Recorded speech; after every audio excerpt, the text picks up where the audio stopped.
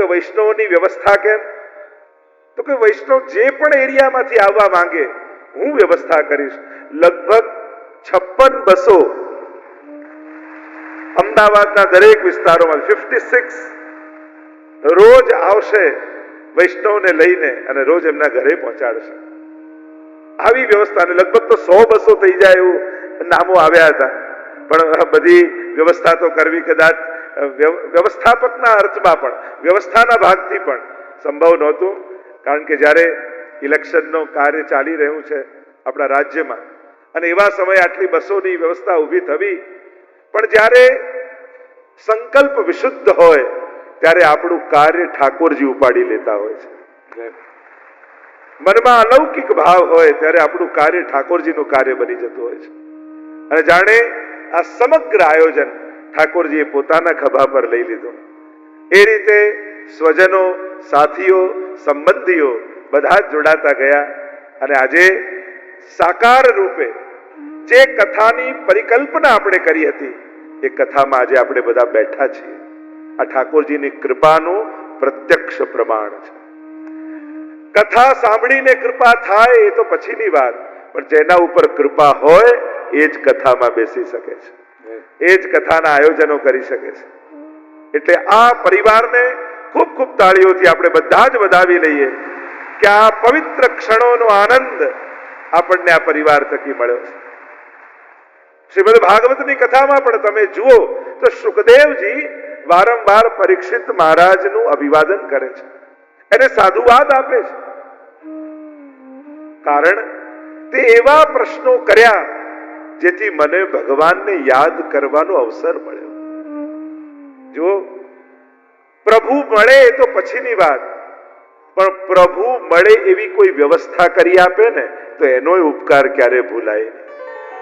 એવી ક્ષણો ને એવા અવસરો કોઈ આપણને આપે તો આપણે તો એનાય આભારી રહીએ કે તમારા નિમિત્તથી 7 દિવસ અમને ભગવાનને સાંભળવાનો મોકો મળવાનો છે. તમારા નિમિત્તે અમે પ્રભુ માટે ભેગા થવાના છે.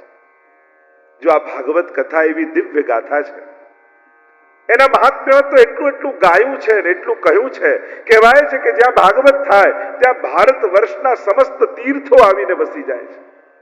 7 દિવસ આને કોઈ કથાનો પંડાલ ન માનતા, સમસ્ત તીર્થોનો વાસ જેમાં છે એવું તીર્થ આ સ્થાન વિશ્રામ ઘાટ બની ગયું છે. અહીંયા કાંઈ નહીં કરો, કેવલ આવીને કોઈ ખૂણામાં ખુરશી પકડી બેસી જશો ને તોય તમારા સમસ્ત પાપ નિર્મૂલ થઈ જશે. એવું પવિત્ર ધામ આ ભાગવતજીના બિરાજવાથી આ સ્થળ થઈ ગયું છે. આનું નામ જ છે વિશ્રામ ઘાટ. કહેવાય છે કે જ્યાં ભાગવત કથા થાય ત્યાં સમસ્ત 33 કોટી દેવતાઓનો વાસ થઈ જાય છે. અને 33 કોટી દેવતાઓ ત્યાં બેઠા બેઠા એક જ શબ્દનું ઉચ્ચારણ કરતા હોય, તથાસ્તુ તથાસ્તુ તથાસ્તુ. એટલે કે અહીંયા બેસી જે કાંઈ મનમાં સંકલ્પ કરશો અને કોઈ દેવતાના મુખમાંથી નીકળ્યું તથાસ્તુ તો તમારા સમસ્ત સંકલ્પો પરિપૂર્ણ થઈ જશે. એવું મહાત્મ્ય ભાગવતની કથાનું કહેવાય છે, વર્ણન કર્યું છે. આ કેવલ વાણીનો વિલાસ નથી, આ કેવલ મોટા મોટા શબ્દોના પ્રયોગ નથી, પણ શાસ્ત્રોના આ વચનો છે.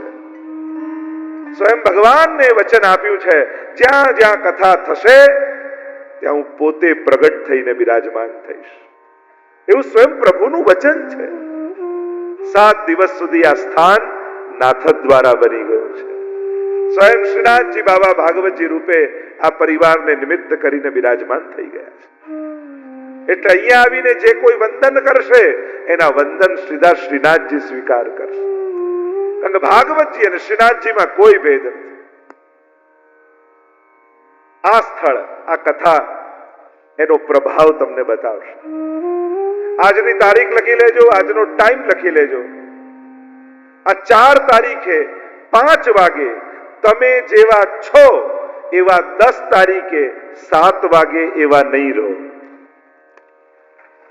આમૂલ પરિવર્તન તમારી ભીતર શરૂ થઈ ગયું છે. ભગવાનની આ કથાનું સ્થાન એટલે સ્વયંમાં વૈષ્ણવને સર્જવાની પ્રક્રિયાનું સ્થાન. એટલે હું તો ઘણી વાર કથા શરૂ થાય ત્યારે કહું કે બધા પોતપોતાની સેલ્ફી પાડી લેજો આજે. કારણ કે પછી 7મા દિવસે જ્યારે સેલ્ફી લેશો ને ત્યારે આજે જેવા છો એવા નહીં રહો. તમારા હૃદયના ભાવ, તમારી આંખોની ભાવનાઓ, તમારા હૃદયના વિચારો આ બધું જ બદલાઈ જશે. તમારે કોઈ પ્રયાસ કરવાનો નથી. અહીંયા જે કરશે એ કથા કરશે, જે કરશે એ શ્રીનાથજી કરશે, જે કરશે અમારો કૃષ્ણ કરશે. કૃષ્ણને બદલવામાં એક ક્ષણની વાર નથી લાગતી. આપણને આપણી જાતને બદલવું હોય ને તો ઘણા ટાઈમ ટેબલો બનાવવા પડે, ઘણા મોટિવેટરો પાસે જવું પડે, ઘણા કોઈ સ્પિરિચ્યુઅલ લીડરો પાસે જવું પડે, ઉત્તમ પુસ્તકો વાંચવા પડે, ગ્રંથો વાંચવા પડે. જાતને બદલવા માટે જાતે કોશિશ કરીએ ને તો ઘણો સમય જાય. પણ આપણે તો એક પ્રયોગ કરીએ, આપણી જાતને શ્રીનાથજીના ખોળામાં સોંપી દઈએ. હે શ્રીનાથજી, આજે 7 દિવસ માટે હું મારી જાતને આપને સોંપું છું. અને જ્યારે શ્રીજી આપણામાં સર્જન કરશે ને, પરિવર્તન કરશે ને, ત્યારે ક્ષણની વાર નહીં લાગે. તમે જ અનુભવ કરશો કે 7 દિવસ પહેલા મારા વિચારો અને 7 દિવસ કથા સાંભળ્યા પછી મારા વિચારો કંઈક જુદા છે. આ સૃષ્ટિને, આ સર્જનને, આ સંસારને જોવાનો મારો દૃષ્ટિકોણ બદલાઈ ગયો છે. હવે દુનિયા બદલવાની મહેનત કરવાની ઈચ્છા નથી થતી. હવે તો જાતને બદલ કરવાનો પ્રયાસ કરીશ. કેમ કરીને હું મારી જાતને બદલું, મારી દ્રષ્ટિને બદલું. બહુ જ પ્રેક્ટિકલ થઈ ગયો છે ને માણસ. અને આપણે પણ બધાને કહેતા ફરીએ, પ્રેક્ટિકલ થાઓ, પ્રેક્ટિકલ થાઓ. બસ એ પ્રેક્ટિકલ થયેલા માણસને ઇમોશનલ બનાવવા માટેની આ કથા છે. થોડાક ઇમોશનલ થાઓ. બહુ પ્રેક્ટિકલ થવાની જરૂર નથી. માણસ બહુ વ્યવહારુ થવામાં કેટલી લાગણીઓને ગુમાવી દેતો હોય છે, કેટલા સારા અવસરોને ખોઈ બેસતો હોય છે.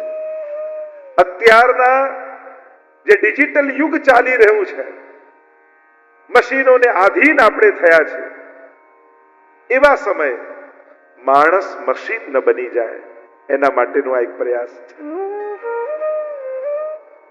મશીનો સ્માર્ટ થઈ રહ્યા છે અને ક્યાંક મશીનોની પાછળ જનારો માણસ મશીન જેવો ન થઈ જાય. અને એટલા માટે એ ઇમોશનલ બન્યો રહે એ બહુ જરૂરી છે.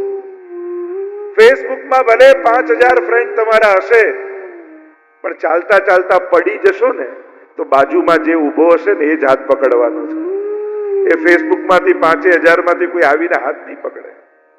તમારી જોડે જે રહે છે, તમારી સાથે જે છે, તમારા ઘરે જે છે, તમારા જે પરિવારમાં છે, આપણે તો એમની સાથે આનંદમાં એક વૈષ્ણવી જીવન કેમ જીવી શકીએ એના સૂત્રો આ 7 દિવસમાં શીખવાના છે. મારે તમને કથા દ્વારા મરીને કોઈ મુક્તિના ધામમાં નથી મોકલવા. મારે તો જીતા જીવંત મુક્તિનો તમને અનુભવ કરાવવો છે કે એક મુક્ત વૈષ્ણવ કેવો હોય, એક ભક્ત વૈષ્ણવ કેવો હોય, એક ઠાકોરજીનો જીવ કેવો હોય, એ સંસારમાં રહેતા પણ એક વૈષ્ણવી જીવન કઈ રીતે જીવી શકે એના સૂત્રો આપણે જીવનમાં સ્વીકારવાના છે. અને એના માટેની આ કથા છે. મર્યા પછી મુક્તિ ભાગવત આપે એ તો બહુ સહજ છે, બધા જ જાણીએ છીએ. પણ જીતા જીવંત એક ભક્ત બનીને જીવી શકીએ છીએ આપણે તો એના સૂત્રોને જોવાના છે. આપણે મરીને દુનિયા નથી છોડવી, આપણે તો જીવીને જવું છે, જીવનનો ઉડકાર લઈને જવું છે. 7 દિવસ તમે કથામાં બેસજો, 7મા દિવસે કથા હું તમારામાં બેસાડી દઈશ. અને નિશ્ચિત વાત છે, આ કથા ક્યારે પણ નિષ્ફળ નથી જવાની. ભગવાન સ્વયં તમારા કર્ણના માધ્યમથી તમારા હૃદયમાં પ્રવેશ કરી જવાના છે.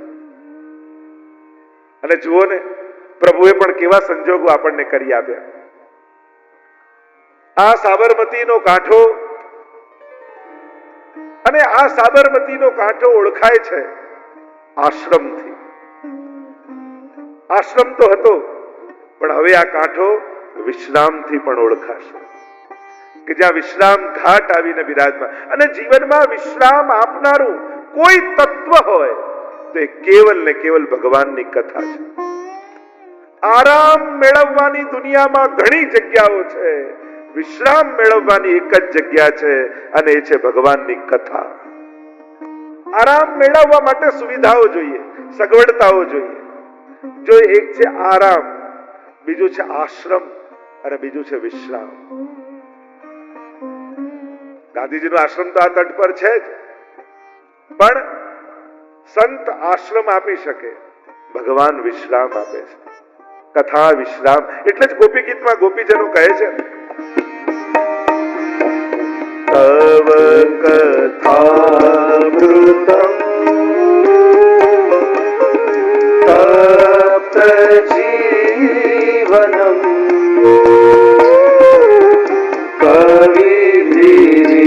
કવિભીરીડિતમ કલ્મષાહમ શ્રવણ મંગલમ શ્રીમદાતતમ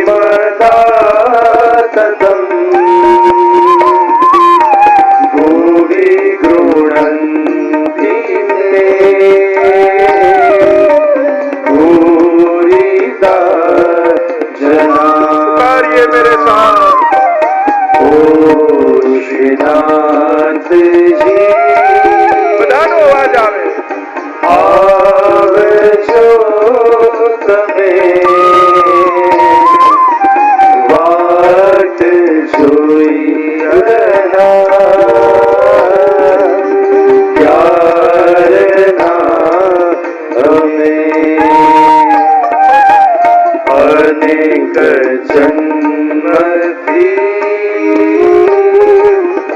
જીવ આસરે આપ શરણની ખબર ના પડે. कैसी है प्रभु की कथा, तव कथामृतम तप्त जीवनम, विश्राम देने वाली है. આખું જીવન શ્રમ કરવામાં સમાપ્ત થઈ જાય. આમ કરું, આમ કરું, અહીંયા જાઉં, અહીંયા દોડું, આ મેળવું. જો ભગવાનની રચના કેવી છે, માણસ પૈસા માટે પરિશ્રમ કરે, ઘણી વાર તો પાપ કરે, પણ ભગવાનનું સર્જન એવું છે કે માણસ મરી જાય ને તો પૈસા રહી જાય ને પાપ ભેગા આવે. જે કર્યું એ સાથે આવે, જે મેળવ્યું એ મૂકીને જવાય. ભગવાનની તો રચના જ આવી છે. જો પૈસા માટે પરસેવો પાડે એવું તો બધાને બહુ જોયું, પણ પર સેવા માટે જે પૈસો પાડે ને એ જ સાચો વૈષ્ણવ છે. આ પરિવારે લોકોને લાભ લેવડાવવા માટે ખરેખર ભાગ્યશાળી છો તમે બધા. આ કોઈ મોહનભાઈ નો પરિવાર. આ ક્ષણો આવવી એ કેવલ વ્યવસ્થા અને દ્રવ્યથી ન થઈ જાય. ઠાકોરજીએ તમારા ભાગ્યમાં લખ્યું હતું એટલે તમને મળ્યું છે. भाग्योदयेन बहुजन्म समर्जितेन सत्संगमम च लभते पुरुषो यदा वै. स्वयं भागवत के महात्म्य में कहा गया अनंत जन्मोना पुण्यो संचित થાય અને પ્રભુને થાય કે આને એવું કઈ નથી આપવું કે આ મૂકીને જાય, એવું કંઈક આપવું છે કે આનું ભેગું આવે. એટલે ભગવાને તમને કથા આપી છે. કારણ કે મૂકીને જઈએ એવું કંઈક આપે ને તો એ સાધારણ કૃપા, સાથે આવે એવું કંઈક ઠાકોરજી આપે એ ઠાકોરજીની વિશેષ કૃપા છે. અને આ કથા છેક સુધી સાથ આપનારી છે. તવ કથામૃતમ તપ્ત જીવનમ, વિશ્રામ આપનારી આ કથા છે. વિશ્રામ જીવનમાં ક્યારે આવે? સૌથી પહેલા જેના જીવનમાં વિવેક આવે એના જીવનમાં વિશ્રામ આવે. જો આ વિશ્રામ ઘાટ એ કેવલ કોઈ યમુનાજી જ્યાં વહે છે એવું સ્થળ જ નથી. આપણે તો આ વિશ્રામ ઘાટને આપણું ઘટ બનાવવાનું છે. દરેકનું ઘટ, દરેકનું હૃદય 7 દિવસમાં વિશ્રામ ઘાટ બની જશે. પરમ વિશ્રામ, પાયો પરમ વિશ્રામ એમ તુલસીદાસજી પણ કહે છે. આ વિશ્રામ શબ્દ એ સાધારણ નથી. જીવનમાં મળેલો એવો આરામ જે મળ્યા પછી બીજું કાંઈ મેળવવાની ઈચ્છા ન રહે એને જ કહેવાય વિશ્રામ. અને આ કથા તમને પરમ વિશ્રામ સુધી લઈ જશે. અને આ પરમ વિશ્રામ ક્યાં મળવાનો, કઈ રીતે મળવાનો? તો કહ્યું કે જેના જીવનમાં વિવેક આવે એના જીવનમાં વિશ્રામ આવે. વિશ્રામ એક એક શબ્દને પણ તમે લઈ લો ને તો સૌથી પહેલા વિશ્રામનો પહેલો વી એટલે વિવેક. જીવનમાં વિવેક છે. ભાગવત મહાત્મ્યમાં આવશે તદોદયતે વિવેક. પ્રશ્ન કર્યો છે અમારા જીવનમાં વિવેક કેમ પ્રગટે? અને વિવેક એટલે કેવલ વ્યવહારની કુશળતા જ નહીં. ઘણી વાર કોઈ બોલવામાં બહુ વિવેકી હોય યા વ્યવહારમાં બહુ વિવેકી હોય એટલે કે વ્યવહાર કુશળ હોય એટલે આપણે એમ માનીએ કે આ બહુ વિવેકી છે, પણ આ તો કેવલ વ્યવહારની કુશળતા છે. વિવેક કેવલ વ્યવહારનો નથી હોતો. વૈષ્ણવ માટે વિવેક વિચારનો વિવેક હોય છે. જીવનમાં બનતી ઘટનાઓના, જો એક વસ્તુ યાદ રાખો, ઘટનાઓ આપણા હાથમાં નથી પણ અર્થઘટનો તો આપણા હાથમાં છે ને. સારું કે નબળું બને એના અર્થઘટનો તમે કેવા કરો છો એને કહેવાય વિવેકી વ્યક્તિ. મહાપ્રભુજીએ વિવેક દર્યાશ્રય નામના ગ્રંથમાં 9 પ્રકારના વિવેક આપણને આપ્યા છે. વૈષ્ણવ બનીને વિચારતા નહીં થાવ ને તો વૈષ્ણવી વ્યવહાર પણ બહુ વાર ટકશે નહીં જીવનમાં. દરેક ઘટનાઓને જોઈ એક વૈષ્ણવી વિચાર જીવનમાં આવે છે. વિશ્રામ મેળવવા માટે સૌથી પહેલા જીવનમાં વિવેક જોઈશે. એટલે જ તુલસીદાસજી પણ કહે છે બીનો સત્સંગ વિવેક ન હોય, બીનો સત્સંગ વિવેક ન હોય, બીનો સત્સંગ વિવેક ન હોય, બીનો સત્સંગ વિવેક ન હોય, રામ કૃપા બિન સુલભન સોહી, રામ કૃપા બિનો સુલભન સોહી, बिनु सत्संग विवेक न होई और राम कृपा बिन सुलभ न सोही. વગર સત્સંગે વિવેક આવતો નથી. એટલે કે સત્સંગ વિવેક આપે છે જીવનમાં શું કરવું શું ન કરવું.